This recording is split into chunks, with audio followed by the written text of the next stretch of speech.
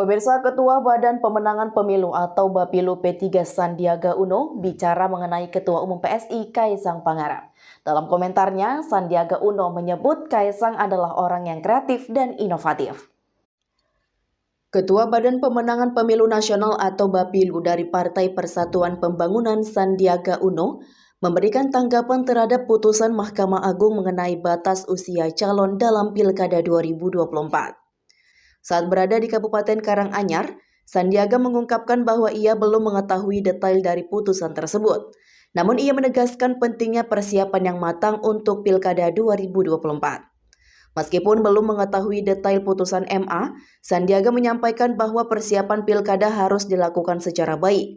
Ia juga tidak menampikkan bahwa perubahan tersebut akan membuka peluang lebih besar bagi partisipasi anak muda dalam proses politik, mengingat pemilih Pilkada dominasi oleh kalangan anak muda yang aktif secara digital.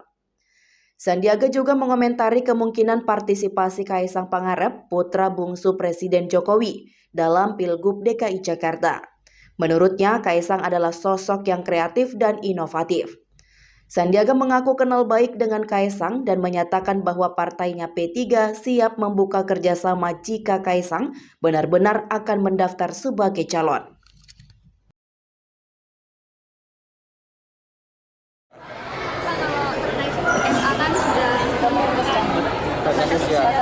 Gubernur sendiri ini berapa?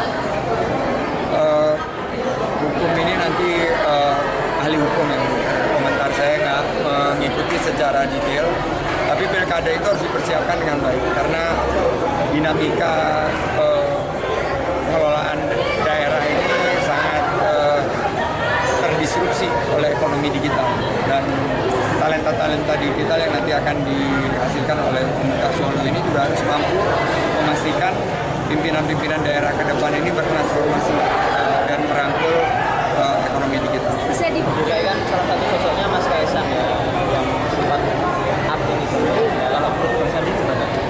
Saya kenal Mas Kaisang dengan cukup baik, dia orang kreatif, inovatif, tapi tentunya nanti kan partai yang akan mengusung. Jadi itu nanti diserahkan kepada P3, P3 memberikan penilaian sendiri dan nanti ada saatnya saat pendaftaran, karena saya ini veteran pilkada dulu juga mengikuti proses pilkada, ini harus dipersiapkan. Kalau Pak Sandi ditugaskan lagi maju pilkada?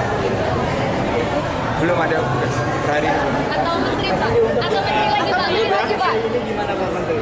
Untuk jatahnya apa juga mendapatkan jatah menteri di P3 ini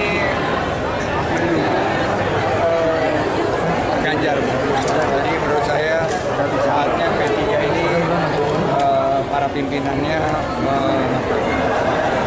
meluruskan langkah ke depan, tapi tidak dengan meminta-minta jabatan.